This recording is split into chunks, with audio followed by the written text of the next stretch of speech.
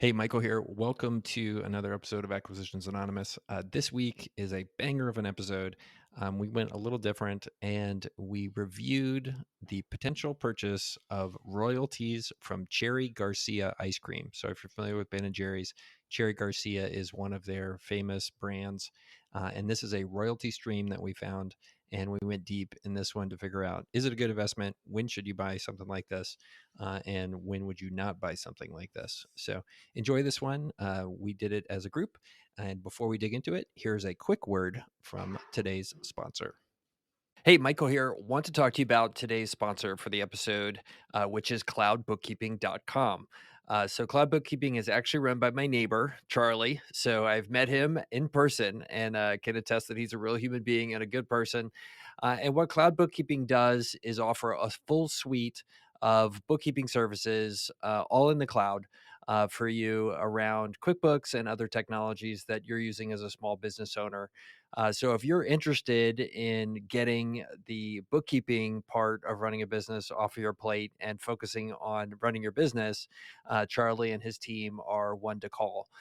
They can put together a bunch of other stuff in terms of helping you manage and grow your business besides just bookkeeping, sophisticated reporting, definitely helping you get your QuickBooks online set up in the right way, and a number of things around payroll as well. So definitely know them and recommend them. If you want to find out more about cloud bookkeeping, you can go to their website at cloudbookkeeping.com.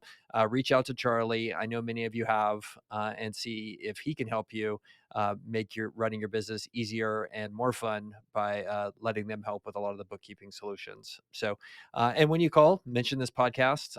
It would help us and help Charlie know that we're supporting him as well. So thanks a bunch, and cloudbookkeeping.com as the sponsor for today's episode. Dude, I think this is our first. We got two firsts today. We got the whole band here.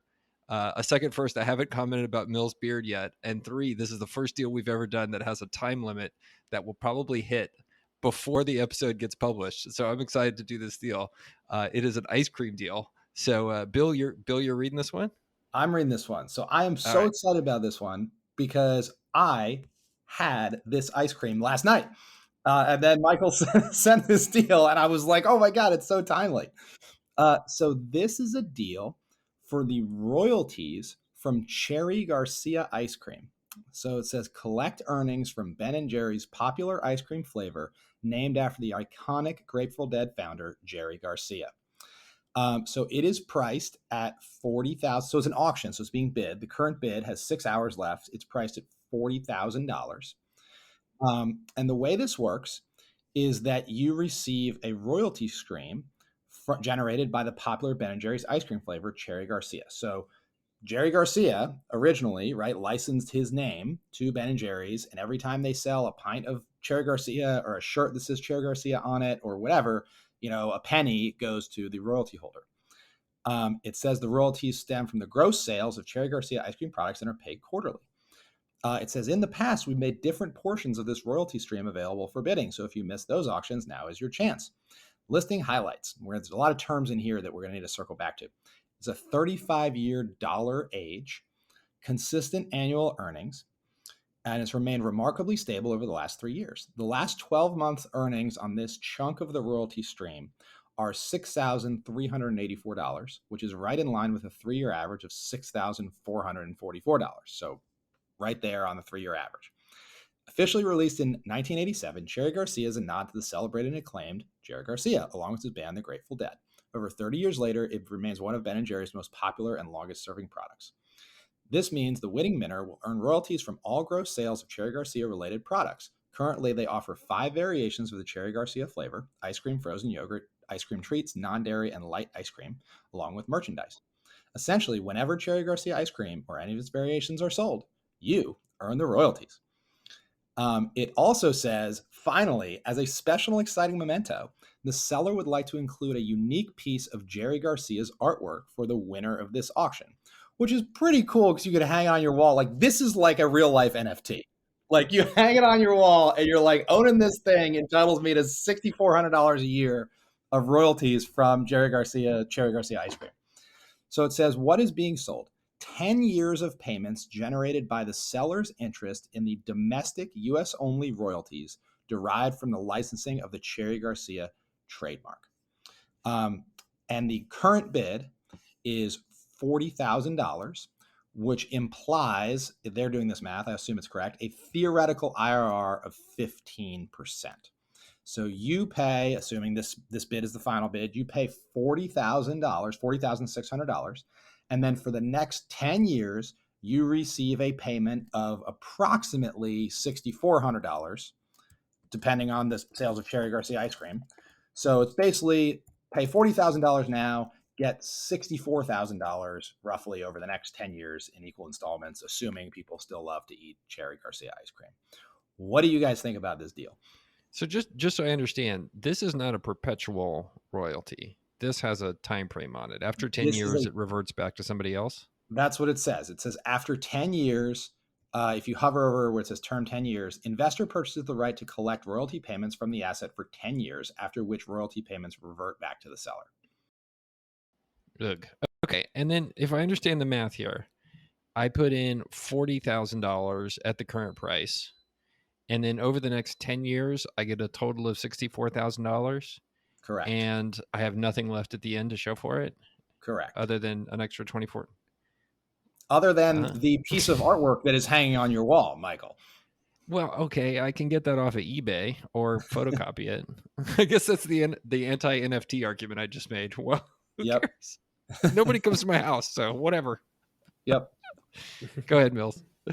Well, I mean, it's interesting. The first, as we were messaging about this the other day when we got so excited about it, we were like, that sounds like a terrible royalty deal for Jerry Garcia and his estate. Like, but then when we did some more digging, this is only a portion of the total royalty.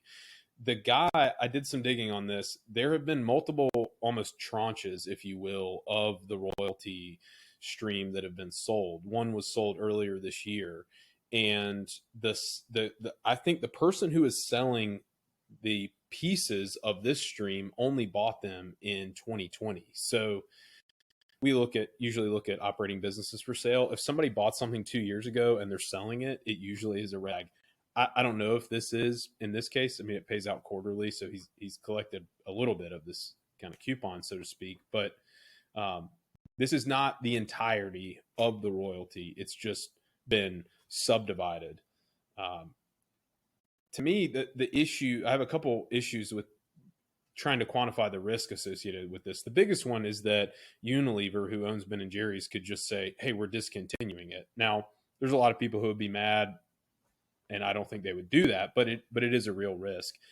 Also, you're bidding on this thing online, and the availability of due diligence is probably very limited, but I would want to see the actual licensing and royalty agreement that's in place. Is it even assignable? Is it transferable? Is it divisible? Or is it that this guy, the owner of the royalty stream, is like, hey, when I get a check, I will cut you a check and put it in the mail. Who is my check coming from? That's a big question I would want answered.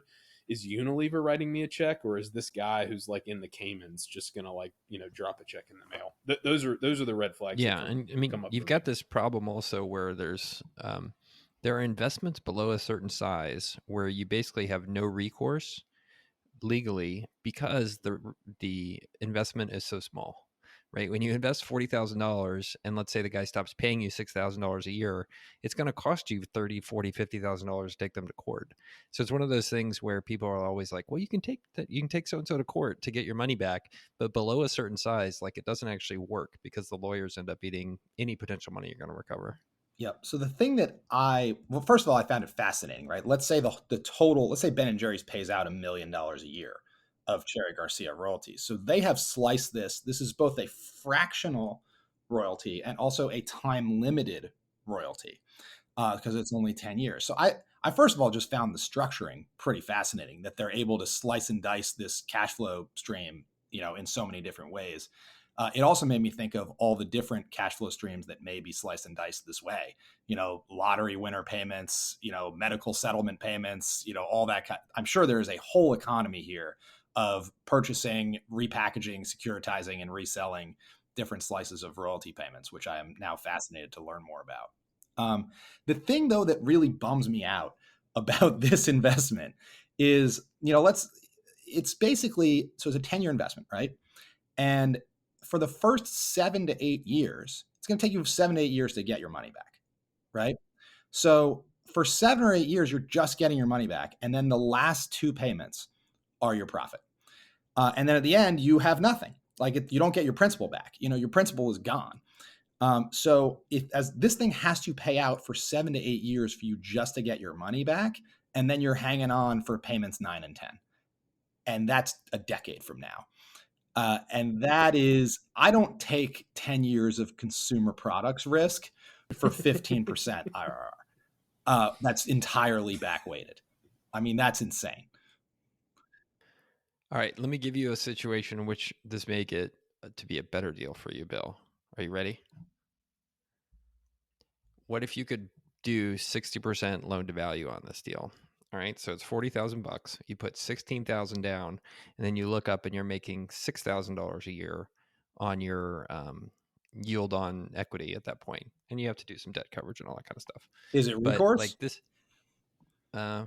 I don't know. It depends on how stupid a lender you can find. Let's say you find a stupid lender. Let's say you find a stupid lender and it's non-recourse. It potentially gets a little bit more interesting with the huge caveat that it's still not big enough. Put 2 more zeros on it, right? Like, I mean, you can't do the paperwork on this thing you're going to make 15% on $40,000. So your profit here is going to be 15 grand. That's just total. I don't know. I don't know how that math works. That's not annualized IRR. That's just total. Well, right now they're 15. Basically, at 40,000, you're pulling 40,000 cost. You're pulling 6,000 a year. It's it's 15% yield on cost, basically, yield on equity. Yep, but like you can't do the taxes associated with this for a couple $1,000s a year. I mean, it's like this is just such a small. I'm shocked that it makes sense. Like, why does the guy that owns this royalty, he needs 40 grand that bad? Right? That it's worth doing all of the securitizing and packaging and just freaking dealing with you for the next decade just to get 40 grand. Like, I don't get that. This is so small. I mean, if this were, put in $500,000 and it yields 15% over time, and as Michael creatively suggested, maybe you put a little non-recourse leverage on it, that maybe gets interesting because you got a little bit of buffer because you have to pay somebody to, take the check and pay your lender and just do all the accounting for it. But geez, this thing is so small, the brain damage per dollar. Yeah. It seems like it's totally optimized for somebody that is just like got more money than they know what to do with. $40,000 is not a huge amount of money to them. They're okay to get a little bit of return, but their real return is probably that they want to put this Jerry Garcia thing on their wall and people ask what it's about and they get to say, oh, I own a portion of the royalties for Cherry Garcia ice cream. Yes. Tell all their friends. I think this is truly a use case for an NFT. Yeah, that's the whole value here. It may be. So I was just in Burlington, by the way, which is the home of Ben and Jerry's and where they were founded. And we went by their original store. And my son got to hear a wonderful lecture about what happens to wonderful brands that are beloved when they get bought by evil multinationals like Unilever. So that's the good times my kids get to have on vacation. I have been there, Michael, and the cognitive dissonance in that video is insane. Because so you go there and it's, Ben and Jerry's is like counterculture, like very left-wing company, but that espouses like all of these left-wing beliefs. And then they sold out for $1 billion to Unilever, right? And so you go there and the video that they show you is about like the evils of capitalism and how Ben and Jerry's stands against it. And the whole time I'm going, this is owned by Unilever. Like, hello. Is anyone paying attention to this? Yeah. It's ridiculous. I think it is interesting that there have been 34 bids on it, and it's only been bid up, $9,000. Like that kind of tells you that people are just like not underwriting this as a true investment, but they're just like, this is kind of fun, like let's just try it and see. And there have been 34 iterations. There's only 29 approved bidders, it says, and there's 6 hours left. So by the time this airs, someone will be the proud owner of a piece of artwork and a hope and a dream to get $6,400 a year paid out quarterly. So what do I guess we don't know what the total amount of royalties paid for Cherry Garcia each year is, but it's been fractionalized because we've seen there was another auction here that did 166,000, another one did 100,000, another one 81,000, just listed as a similar auction. So I got to believe there's more of these out there. I wonder how much they're paying a year in royalties. Well, the interesting thing is you look at those auctions, they seem to have settled around a 9% IRR, 9 or 10% IRR on bigger chunks. So the 100,000 one settled at 9% and the $170,000 one settled at 10%. And then a smaller one, set $81,000 of it settled at 16% IRR. So like, this is probably gonna get a bit, like, I just can't imagine taking all of this risk for a decade to make 10%.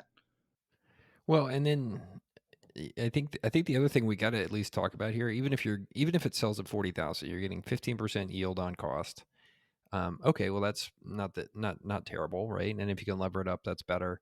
But this is in essence running into the same problems that all the lenders are running into, which is they're loaning you money now, and you're going to be paying it back in inflated dollars over the next 10 years. And if you believe inflation's 5 to 7%, like that's a huge chop into your yield here. Now, you would hope maybe the payments go up a bit and Cherry Garcia is tracks inflation, but who knows, right? Like you don't know what's going to happen to the royalties here. Yeah, I mean, Mills made a really good point. Like, who is your counterparty? Is your counterparty directly Unilever? In which case, I feel a little bit better. But if your counterparty is some sort of middleman here, you've got embedded credit risk, which is also scary. I wonder why Unilever hasn't bought this.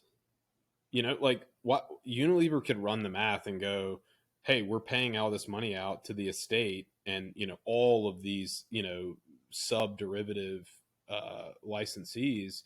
Why don't they just take it out? Like take out the master royalty, or they could scoop these up and go, you know what? We feel confident about the brand and the revenue and put this money back in their pocket. Maybe it's just too small. It's not even on their radar, and it's just kind of something they laugh about at the office. But I bet they don't even laugh about it. I bet there's some accounting corner of the accounting department that doesn't even think about this, and it's as my grandfather used to say, a bump on a pickle. It just nobody even cares. There's some accountant in Raleigh who's in their back office stuff, and he's whatever, and he just deals with this, and it's 0.001% of the revenue from Cherry Garcia a year, which is 0.1% of the total revenue for the entire Ben & Jerry's brand, which is 0.1% of the entire Unilever portfolio. It's just noise. Any savings from this, I think, just wouldn't be worth the headache. I've just seen this over and over with big companies. There's just nobody's even thinking about this leak. They do say that Ben & Jerry's total revenue was $936 million. From this product. And if this is, yes, yeah. Well, no. Ben & Jerry's total. So it says according to Statista, Ben & Jerry's was the second top ranked ice cream brand in the U.S. in 2021 with about 936 million worth of sales. So just the whole brand, Ben & Jerry's. And then if this is one of their more popular flavors, I don't know what the distribution curve is like across their sales, but I mean, I don't think Cherry Garcia is generating $500 million. It's no Chunky Monkey. Let's just be real. or fish food, or half baked, whatever. What's the Willie Nelson one? Yeah. Yeah. So I think this seems like one, if you're just looking for a lark and it seems like something good to talk about at parties, and you have more money than you know what to do with, and you love Cherry Garcia, you got stoned once and ate a whole pint by yourself, and that's a special moment you want to memorialize. It's probably a good deal for you. But man, it seems like there's better ways to go make some money, especially with what's going on in real estate and the future there, and then just even private equities or public equities. Like, I put tons of places I put money before I put it in this deal. So have you guys done much looking at investing in royalties or cash flow streams or things like this? I mean, I imagine there's a whole category of investments that kind of fit this mold with all kinds of different flavors, no pun intended. Have you guys ever looked at anything like that? Yeah, and for not to get us off topic, but we actually found this on Royalty Exchange, royaltyexchange.com, which is a place you can buy and sell these types of royalties that are there. So, I've read a lot of the articles about him, Bill. Like you see things where like David Bowie's music catalog trades, and I guess who was it recently? Elton John sold his future royalties. Mm-hmm. And then there's kind of the old classic like story that Michael Jackson actually made more money when he bought the Beatles catalog in the 80s than he did from his own like publishing. That's Yep. don't quote me on that, but it's some sort of story like that where like the biggest thing in his estate wasn't his music, it was actually the Beatles catalog that he had bought. Yep. So yeah, royaltyexchange.com is where we found these. So what makes I mean, I don't know if you guys know, what makes a royalty investment or participation in a stream of cash flows a good investment versus a bad investment? I mean, obviously, like there's the IRR, right? So obviously you would want a better IRR. But what are the other things? Like the IRR 15% on this one, 15% investment isn't bad, but there are other reasons we hate it, right? What are the factors that make an investment in a stream of cash flows good or scary?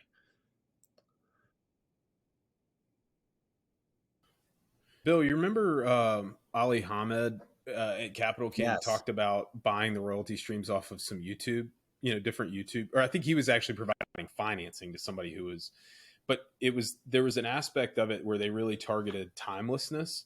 So like how to tie a tie videos are, better than, what did, Adele wear last week to the Golden Globes kind of thing. And so the timeless nature of something, I think, is a big, how long and how significant is the tail is I think a big criteria, right? People are going to keep Yep. eating Well, cherry. that's sort of the thing that bummed me out about this is that they capped your upside after 10 years.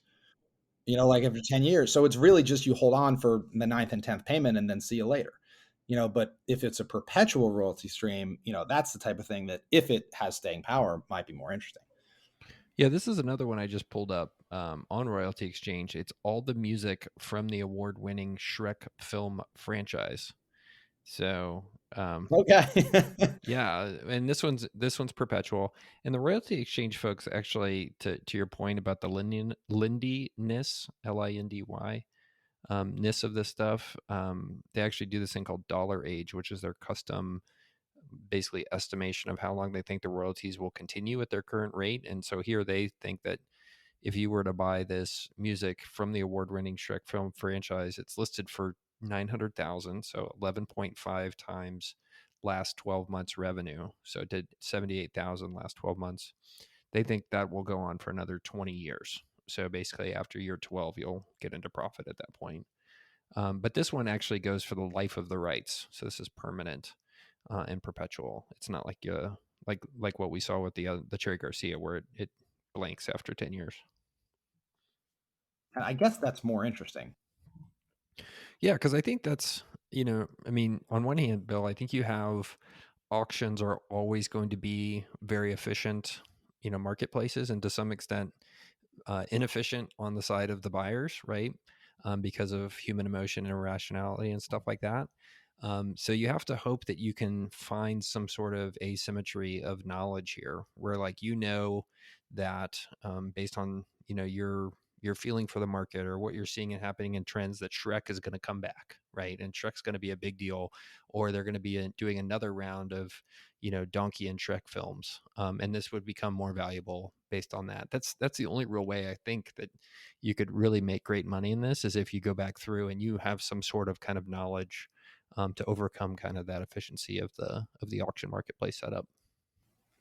I had a client, a guy that I advised one time, negotiate a licensing agreement. He had a patent on a product, and somebody came to him and said, "Hey, we want to, take this into." It was like paint related, like Sherwin-Williams, Lowe's, Home Depot, and he was kind of cash strapped. So I said, "Well, you can pay me X amount of dollars, or I'll just take a piece of the royalty stream, for X amount of years or whatever."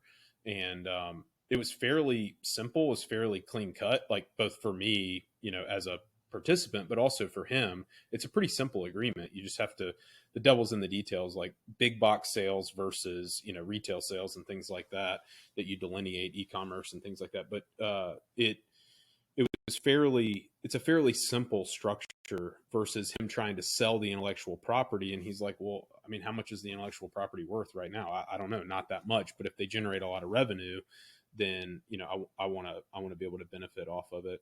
And it's done pretty well. But that's my only personal experience with it. Here are I pulled up another one. Here are the film royalties from the classic comedy Trading Places with Dan Aykroyd and Eddie Murphy. And if you're familiar with that movie, La Boheme, it's an opera. Anyway, I've seen it a lot. They sold for $140,000, and the royalties were $8,000 over the last 12 months. So I got to do the math there, but it's really high. Like what is that, like those 18 numbers, times? Yeah. Yeah, that's not a good yield. Well, this sort of illustrates again a gotcha property of all deals, which is that if it's cool, you're going to pay too much, right? Like the royalties for your favorite movie or for Cherry Garcia ice cream, like there's non-economic benefit to owning these things. So if you care only about the economic benefit, it's just doesn't work, right? Because somebody is going to get non-economic benefit and outbid you. So you almost don't want to own any asset that is sexy, fun, or cool, because by definition, if you own it, it means you outbid someone who is ascribing non-economic value. Totally. Well, I don't know if it's not universal. The royalties for Listerine mouthwash sold for $561,000, and the last 12 months earnings were $32,000. So it's like 7% yield. It's terrible. Terrible. Yeah, because of non-economic value. I own all the royalties to Listerine. I have a note for whoever bought this. It will not help your halitosis. Oh, I'm gonna sign up. I'm gonna sign up for the mailing list for these guys, and as more interesting ones show up, share the interesting ones in, and maybe we could find something fun.